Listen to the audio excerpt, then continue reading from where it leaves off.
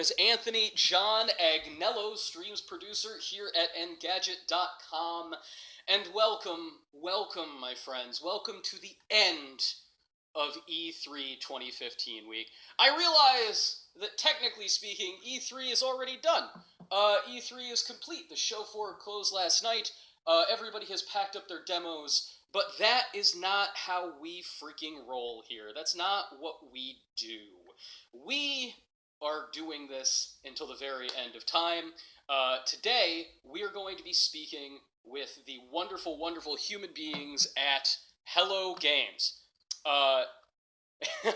Durman667, are you guys not able to hear me that well? Is that a fact? Do you need more volume? We're getting a good level on this end. In the meantime, here is Hello Games calling right now. Hello, hey. Alex. Are you back? Hello.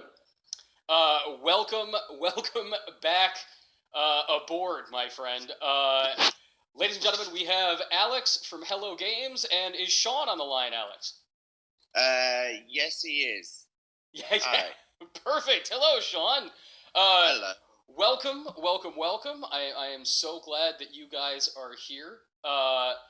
It would seem that people aren't quite hearing me either. We're getting some really nasty volume, unfortunately, which I'm not sure why. We're getting a very, very good read on our microphone. But anyway, we're here to talk about Hello Games. Are you guys completely exhausted? I could not believe, Alex, when you agreed to come on and actually talk to me today on Friday.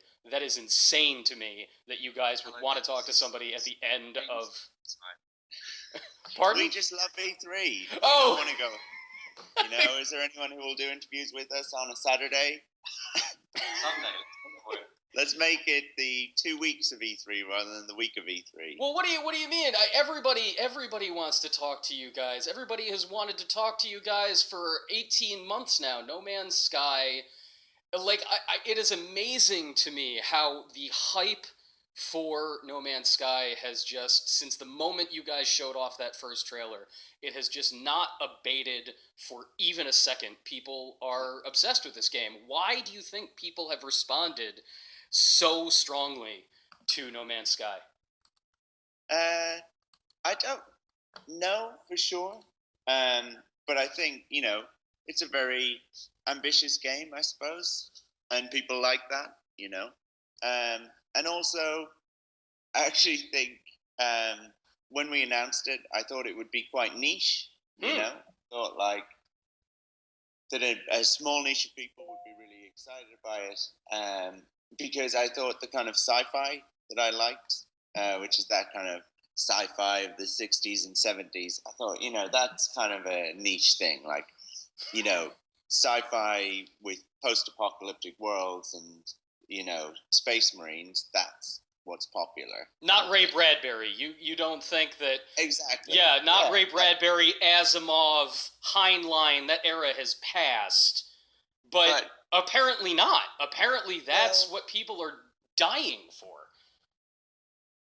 I think I've learned that, like, actually if you draw, like, a Venn diagram of, like, gamers, and then people who are into, like, sci-fi and into even things like Star Wars and Star Trek and that kind of actually more utopian 70s sci-fi, then that diagram's pretty, you know, it's got some good overlap, you know. And that wasn't obvious to me, maybe because I'm an idiot. But now I can see, you know, and everyone that I meet, I haven't met a single person at E3 who hasn't been like, you know, oh my God, those were some of my favorite books, and we can kind of just sit and chat about sci-fi or whatever. So I think that maybe that resonates. Sean, you know, it's very funny. In anticipation of doing this little chat with you guys, you know, I was sitting there thinking back. It just didn't seem that long ago that I got that very first email from you announcing Hello Games as a studio in 2010. I so distinctly remember the day that I got an email from you. I was writing for the Onion AV Club here in the States, and I get this email, and it just seems so much more passionate than your stock PR email of we're announcing a new studio. It is we are a small team and we love games and we love old games like Sonic the Hedgehog, and we're very excited to talk to you about our very first thing, Joe Danger. And Right. I fell in love with Joe Danger. Joe Danger was one of my favorite things that I played on PS3, and long before it went to other platforms. But it was very modest in its ambitions. It was Yeah. a much smaller game, even than Joe Danger 2. How did you go from Joe Danger to No Man's Sky? The difference between these games and their goals and your vision for what a game could be at Hello Games just changed dramatically. What happened? How did this come about? Um, it was really nice. Like, it's nice of you to say that that was a nice email. I remember sending that kind of stuff when we were announcing Hello Games and announcing Joe Danger. Just being so nervous, and also not having a clue what I was doing. But people like yourself were just really nice to us. Kind of took us under your wing, and helped get the game previewed and reviewed and stuff. And we did that a lot. We didn't really know what we were doing with Joe Danger, or we didn't know what we were doing starting up like a studio. Mm. Um, but you'll know, like, you received probably lots of emails from me from then on because you responded.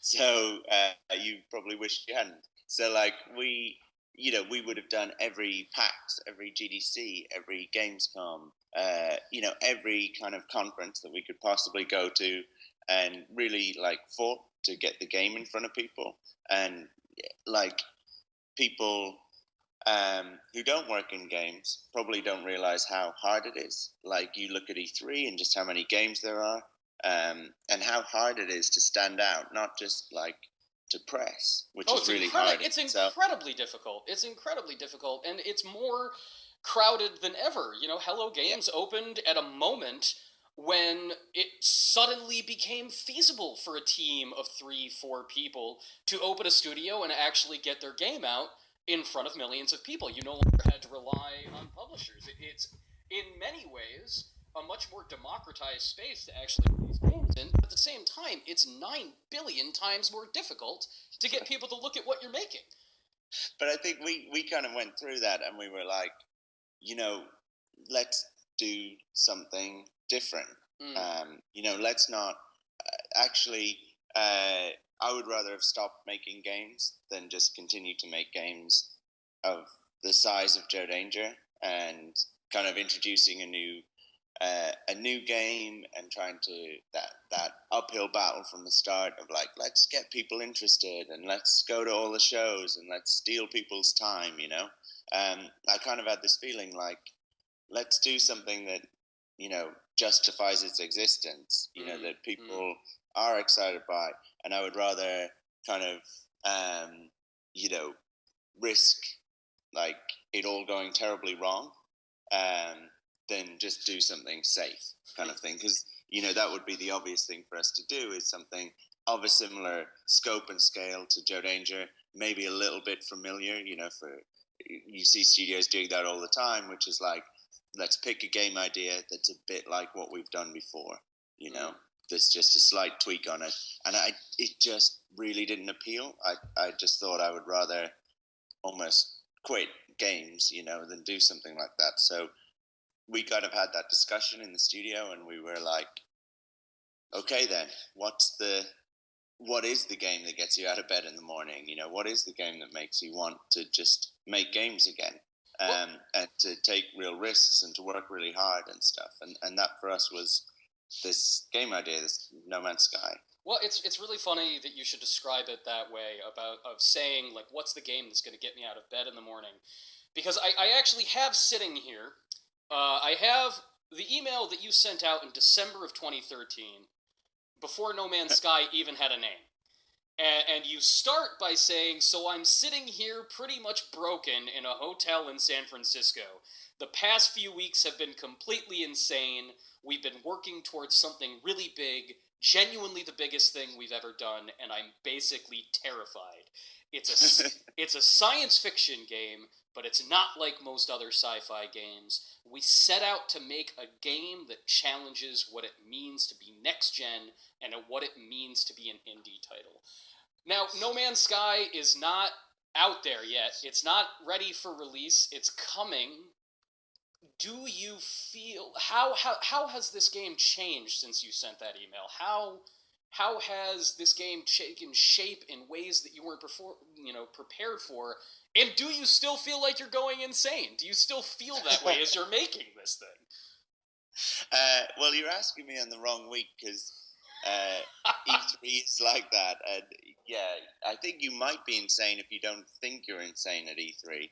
Um, so yeah, it's been like a tough road, but it's totally self-inflicted, and it's weird hearing you read that email because I can remember writing that, and it's kind of brutally honest to how things were at the time. Like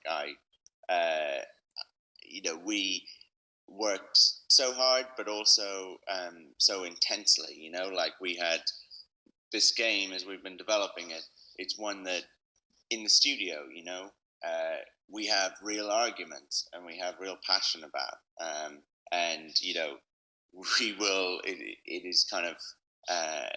All the extremes of emotions are felt day to day working on the game, especially in the run up to E3 or that original BGXs. But we wanted to do something that for us made us feel that way, made us feel that passionate about what we were doing. And I think we've definitely done that. I think, for us internally, it's something that means a lot to us. This game means a lot to us. And has it changed? You're kind of asking, has it changed over the last year and a half? Like the game has changed, but not in ways that we weren't planning anyway. In fact, we used to spend all our time on Joe Danger, like I was saying. Every milestone that we did, every kind of build that we did was aimed towards some show that we wanted to go to or something like that. And actually we did way more shows, way more gaming conferences and stuff with Joe Danger, and way more appearances with Joe Danger than we've ever done with No Man's Sky. Like we've actually this will be the fourth time we've shown off the game. Whereas like with Joe Danger, before it came out, we probably did 12, 14 game shows and conferences and stuff before it came out. So actually we've been reasonably quiet, and the reason for that is we just kind of go to a show like this, and then afterwards we just feel like going dark, and not really talking to anyone, because one, the level of interest in the game is kind of scary, and two, we just feel like we want to kind of get on and make it, and not live like in the public eye, and not live with loads of interaction with the world that might distract us or might change our ideas of how the game we're trying to make. Shaw, we do have a couple of questions here from the chat. Anne Sky would like to know if you're going to translate No Man's Sky into French. Yes, we are. Hey, that's simple. Is there obviously a release date has not been announced. I know that every single person under the sun has asked you this week if there is a release date.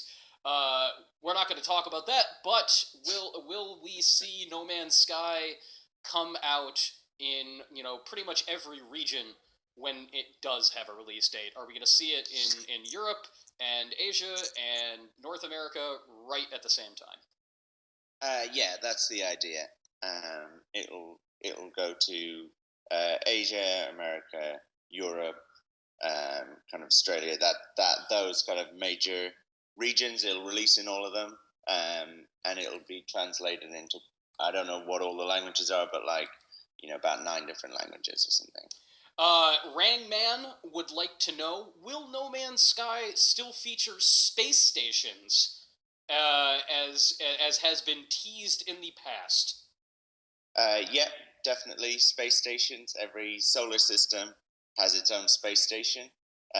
They're like procedurally generated, so you've actually seen little glimpses of them in trailers. They're these huge structures that you can fly into and dock, and when you're in there, you can kind of, bring up UI to do trading and stuff like that, and to drop off goods. But you can also buy ships when you're in a space station. Oh, so speaking of ships, Iron Spore asks, is it possible to crash? You had been talking about all of the great 1960s and 70s science fiction. That's that sort of age of exploration in sci-fi. Crash landing on an alien planet seems to be an essential part of that, at least to me. Or can you get marooned in No Man's Sky? Do you have to rely on the kindness of some stranger flying around to come and save you? You can, you can get kind of stranded. A really common thing that happens to people when I first give them the controller, almost every single person, is that they lose where their ship is, so they park it, and then they get out, and then they walk for a little bit, and then they can't remember where their ship was. That's Explorer 101. Remember right. where you parked. Yeah. And it always makes me laugh. Like, you have a little button that you can press, and it's like almost like your keys for your kind of parked car. You can kind of press the button and then see the lights flash type of thing. So it just flashes up a little icon. But it's really interesting to watch with our game. People will get out of the ship, they'll walk for a bit, and they'll be exploring the world, and then they'll suddenly turn to me and go, "Oh, where's my ship?" And I won't know either, kind of thing. I like that they ask you as though you'll know. Yeah. But here's what's funny is it's just the way that people play the game. Like, actually, if you play something like Far Cry, right, which is really open world and kind of full of foliage and grass and trees and things like that. If you play Far Cry, then you normally actually have loads of pathways that the designers have laid down, to kind of lead your eye. And somebody's actually thought about landmarks and making sure there are really obvious landmarks. And then they mark loads of things on the HUD, and they have, a map and stuff like that. But if you take our game, it's really different. Nobody's done that, so nobody's put pathways down. Nobody's been able to sit there and think, how will this lead the eye or whatever. And people are so used to, when playing games, being in effectively corridors. Even if it's an open world game, they know that they can safely just have their eyes led, that they don't have to think about where they're going, really. Somebody's already thought of that for them. Living in an open world game is like being a cat, Sean. There's always a laser pointer that is going to flash on the ground and lure you back to where you're supposed to go. And that's so appealing about No Man's Sky, the fact that there is no red dot that is constantly dragging you to some objective. But do you have any concern that it's so open, that it's so free, that people will flounder when they pick it up? Do you worry that nobody will learn from that first experience of, oh no, I lost my ship? So we've been seeing this here, and also back at the office when we let people play. That first hour, people just keep having it happen. They say oh, where was I, and how did I, a number one thing that people say is oh my God, I've walked so much further than I thought I had, right? And now I'm really turned around and I'm a little bit lost. And then after about an hour, you see people start to actually, and this sounds strange, orienteer. They actually get out of their ship, they remember where they put it, right? They go oh, I parked over there by those trees, right? And then they start thinking, I will walk to that mountain. And they start walking to that mountain, and as they're going, they're oh, I'm going to follow the lake around to the left, and they start talking about it and thinking about it like it's a much more real place. And I've had loads of people say that to me, like, oh, this feels, much more like a real place than kind of anything I've experienced in a game before. And that's just because they're thinking about it in those terms. They're thinking about the distances that they're passing or where they're going, and kind of plotting out little landmarks like you do in the real world, like you do if you just go into some woods. You don't just start walking, and not thinking about where you're going. And actually, like I watch people playing for the very first time and just noticing how many people just walk around in a circle and don't even realize that that's what they're doing. Right. Right. So it's fun. It's like there's a part of your brain that you actually normally switch off when you're playing games, that you need to not switch off when you're playing No Man's Sky, And you're right, like maybe people's first instinct with it will be that they flounder a little bit, or that they feel a bit weird, or, a bit kind of disorientated. But I sort of like that. I think that's a positive thing. When we said we were like, we're going to make No Man's Sky, and it's going to be something that is going to kind of be quite challenging, as a game to develop it, and it's going to be something we're really excited about. Never as that part of that conversation was like, and it's going to sell millions of copies, and it has to be really successful and stuff like that. So we just kind of think, hey, let's just make a game that's interesting, and like kind of experiment with some stuff, and we still feel like that, and we try to ignore all the pressure of now lots of people seem interested in it. Soma UK asks, will there be sentient life on planets, or even something like primitive communities of cavemen? And we see lots of animals, and you guys have demonstrated the breadth of new species that you can meet and all of that stuff. But will there be anything that you run into that's using tools? Like, do you have to worry about the Prime Directive? Do you need to, like, worry about going full Captain Kirk and sleeping with somebody if you meet them on this planet? So, like, there's lots of things that we have in the game that we don't talk about, that we hold back, just because we want that moment when people get to discover it themselves. And it's something I'm always really careful of, saying, because we get these questions all the time, like, well, how many space stations are there, and how big can they be, and what's the biggest building that you can have, and all those kind of things. And the answer to every one of those things is ruining like a moment for somebody. But I will say that, like, we're not about creating sentient life. Actually, I mean, that's something that video games just don't do. Like, actually, NPCs in almost every game are like the most illusion breaking thing that is in games. That's true. No human being stands in one part of town walking back and forth having the same half a conversation all day. Or sits outside his house. Right. Day in, day out. Just waiting for a stranger to ask, like, to go get him his groceries. Because that's essentially what happens. Like, my 3 chickens, I've been sat here for years. I've lost these 3 chickens, and I've just been waiting for someone like you to come along. And if you bring me 1 or 2 chickens, then I will kind of always just ask you about those 3 chickens. And once they're done, I will finally go back in my house, once you've found them. Well, it almost seems counterintuitive to me that, a world of randomly generated things, procedurally generated things, would feel more alive. I would think it would be different. I would think, it would be all about, like, the hands of an artist making something, molding it themselves, and that would give, like, the illusion of life. But No Man's Sky is all about the opposite. It's about putting you in a place where everything is random. How do you make sure that it feels living in a way that typical NPC doesn't? Well, actually, we put a lot of time into, say, creatures and things. Actually, my ideal sci-fi world is Tatooine, right? Where you've just got a couple of kind of scattered buildings. You've got beautiful kind of desolate desert planets you know. Bars that don't allow robots in. Yeah, exactly. But that's my perfect kind of frontier world, right? You know, it kind of epitomizes it for me.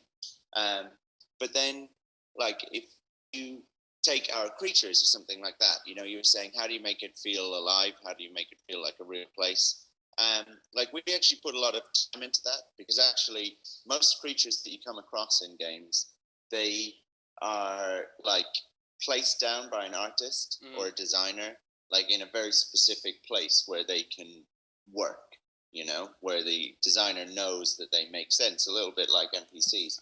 For us, we have these creatures who exist on planets, and you can just kind of, you can hang about and just watch what they get up to, you know. And so we needed to make them feel more real and a little bit more intelligent. You know, I'm not saying that they're going to start like doing maths equations for you or anything like that, but they, you know, they go down to the water to drink, they come up to higher ground to eat, and that's not because somebody has placed, you know, waypoints for them or something like that. They just figure those things out for themselves. If there's a group of them, then they'll feel maybe a bit more safe and secure, and maybe one of them will attack you if you're a bit more threatening, or if they're on their own, they're more likely to run away. And so, like, you have species of creatures. People always ask that, like, is there a species that just attacks you, you know? And there are species that are aggressive, but that doesn't mean that they just attack you, you know, because that would be stupid. It depends what you're doing. If you've been firing your gun a lot, then they're going to be a lot more hesitant to do that. But if it's the first time that they've seen you and you come walking right up to them and butting into them, and there's a group of them, then they're going to probably attack you. So we want it to feel a little bit more real, and that the player just has to think a little bit. And hopefully that helps them to get drawn in and feel like this is kind of a little bit more of a real place than I might have been expecting, because that's really important to the game. Now, Sean, I know you guys need to go. I know that your E3 isn't done yet. One last little quick question. It's a very simple one from Kuroto. Will there be a physical release of No Man's Sky? Like, would there ever be a disc for this? It seems like this requires you know, a connection to the internet to actually work. So that's a really good question, right? Like, I really like that question. So two things. One is, you don't need an internet connection for this to work. You can drop offline. We will generally try and avoid always online if we can at all, right? And that's very purposeful, and it's extra work for us. But the way the game works is that if you play online, then you will see, you know, like the kind of interactions of other players, and you'll also see like the names that people give to planets and the names that people give to creatures and solar systems and stuff like that. If you play offline, then you won't see that, you know. And actually, the way the game works is we have this thing called the Atlas computer that everyone is connecting to, and that's kind of our own like network, effectively, like in the game, this kind of central intelligence that everyone connects to, and that's where explorers are uploading their discoveries to. So if you find something, you kind of go to a beacon, and then you upload the discoveries, and like in game, you know, it's kind of like you're connecting to the Atlas, right? In reality, you're connecting to the internet, right? But you know, like it is a real kind of like network, right? So if you're exploring and you're offline, then you're just not connected to that network, and that network has all the information about like planets and things that people have found, right? And so you can make loads of discoveries and then finally go to a beacon and then upload them. And at that point, it will check if those discoveries really are valid, if they're completely new, and if they are, then you'll get a reward for that. So it's a real working system. As regarding like physical release, I think that would be a cool thing. It's a thing that has like come up a lot, like because we've been at E3, and E3 is all about like retail. kind of thing. Right, you know, actually, E3 was created for. It's for like, it's for trade. It's a trade show. Yeah, and what people don't realize is those guys sit. You know, that's what the conferences are. That's why Sony and Microsoft. That's why they pay so much money to host those conferences. Is actually not really about press. Right. It's more about like analysts and retailers and stuff.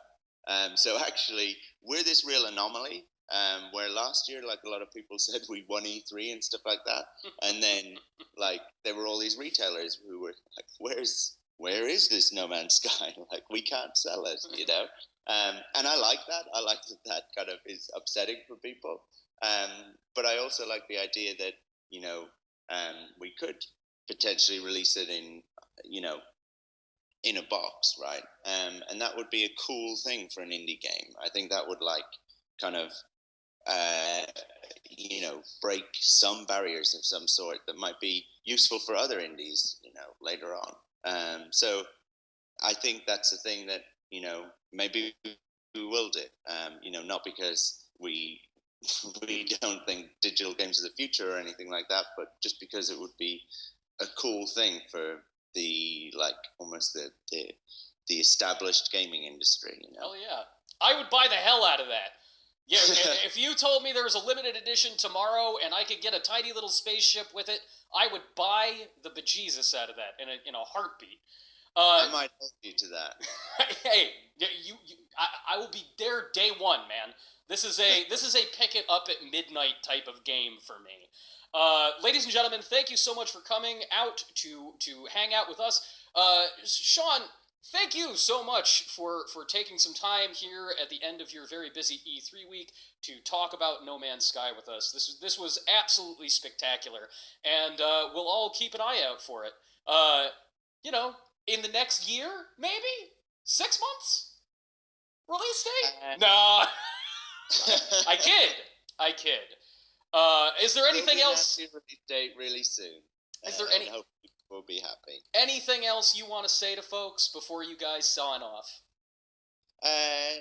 Yeah, just what I was just starting to kind of bubble there, which is we'll be announcing a release date soon, and like hopefully people will be happy. It's been super frustrating to do E3 without doing that. That was the main thing we wanted to do at E3, but we can't for a variety of reasons, like good reasons. But yeah, hopefully we'll be able to tell people soon, and people seem excited about that. So I definitely can't complain. Wonderful. Well, Sean, you guys will have to come back on the show when No Man's Sky is out there in the wild, then we can finally play it together. Awesome. Thank you so much. Thank you, Sean. Get home safe, all right, guys? Okay, bye. Bye-bye.